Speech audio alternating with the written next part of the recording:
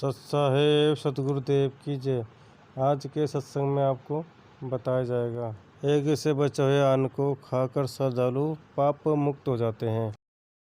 रूप यज्ञ करने वाले हैं और कितने ही अहिंसा आदि तीक्ष्ण व्रतों से युक्त, जैसे ये जैनी लोग होते हैं मुंह पर पट्टी बांधे रहते हैं, जैसे ये जैनी लोग होते हैं, आपने देखा होगा पैरों में से नंगे मुंह पर पट्टी बांध लेंगे, तो कहते हैं ये इतने तीक्ष्ण अहिंसा यानी किसी जीव हिंसा ना हो जा, केवल इसी को ही मोक्ष मानते हैं। आगे देखना कितनी प्यारी व्याख्या की है। अहिंसा आदि तीक्ष्ण व्रतों से युक्त यतनशील पुरुष स्वाध्याय रूप ज्ञान ये करने वाले हैं। आगे अब 29 और 30 में दूसरे कितने ही योगीजन अपान आयु में प्राण वायु को हवन करते हैं, यानी एक वो क्या करते हैं, प्राण केवल अपने श्वास की ही क्रिया को, पान अपान को ही अभ्यास करके और अंदर से कुछ आवाज सुन के ही उसमें स्थिर उसी को मोक्षदायक मानते हैं। आगे देखिएगा, ये है प्राण वायु में अपान वायु को हवन करते हैं और कितने ही नियमित आहार करने वाले यानी अल्पाहार करते हैं। प्राणायाम प्राण पुरुष प्राण और अपान की गति को रोककर प्राणों को प्राणों में ही हवन किया करते हैं, यानी प्राणायाम करते रहते हैं। और ये सभी साधक यज्ञों द्वारा पापों को नाश कर देने वाला यज्ञों को जानने वाले हैं। अब इसका अर्थ इन्होंने ठीक नहीं किया। इसका अर्थ ये है, इसका वास्तविक अर्थ ये है कि जो भी ऊपर बताई है साधना सभी इनको पाप नाशक जानकर ही करते हैं।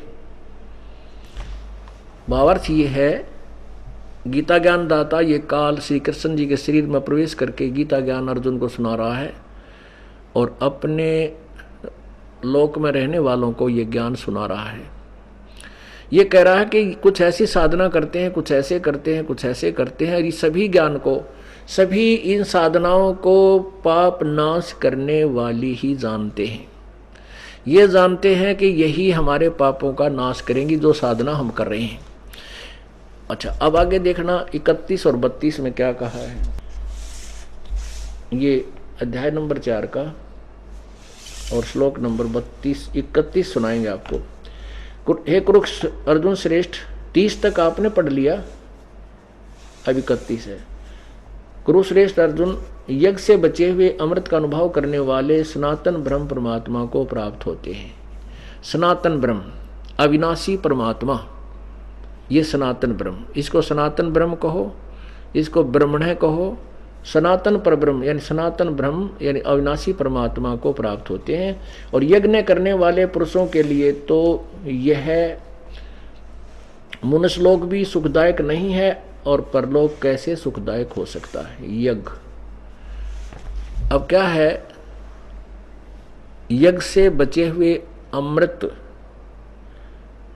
का अनुभव करने वाले, जैसे गीता जी अध्याय नंबर 3 के श्लोक 10 से लेकर के 15 तक स्पष्ट है कि उसमें बताया है कि परमात्मा ने सृष्टि रचकर उनको कहा था कि तुम यज्ञ करो और यज्ञों के द्वारा इन देवताओं को उन्नत करो, ये बढ़े हुए देवता तुम्हें फिर उन्नत करें और इस प्रकार वो उन्नत हुए देवता तुम्हें फिर बिना मांगे इच्छित भोग दिया करेंगे। और उस अन्न से बचे हुए शेष अन्न को, उस यज्ञ से बचे हुए धार्मिक अनुष्ठान पूर्ण परमात्मा को इष्ट रूप में मान करके जो साधना की जाती है वही यथार्थ अनुष्ठान होता है। उसमें कहते हैं पहले प्रभु को भोग लगाया जाता है और उसके बाद जो शेष अन्न बचता है वो सबको वितरित किया जाता है। इसमें वही लिखा है कि यज्ञ से बचे हुए अन्न को खा करके सभी श्रद्धालु पाप मुक्त हो जाते हैं। तो यहाँ वही उसी से संबंधित। और कहते हैं जो अनुष्ठान नहीं करते, धार्मिक जो धर्म नहीं करते, कोई संत आदि बना करके अपनी साधना ठीक से नहीं कर रहे, वो इस लोक में भी दुखी और परलोक में भी दुखी। इसी का प्रमाण कबीर परमेश्वर जी अपनी वाणी में कहते हैं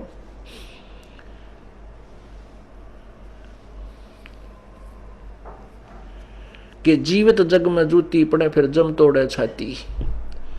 यहाँ इस संसार में भी वो लोग बहुत दुखी होंगे और आगे चल कर के फिर 84 लाख योनियों में और यम के दूत उनको बहुत पीटेंगे।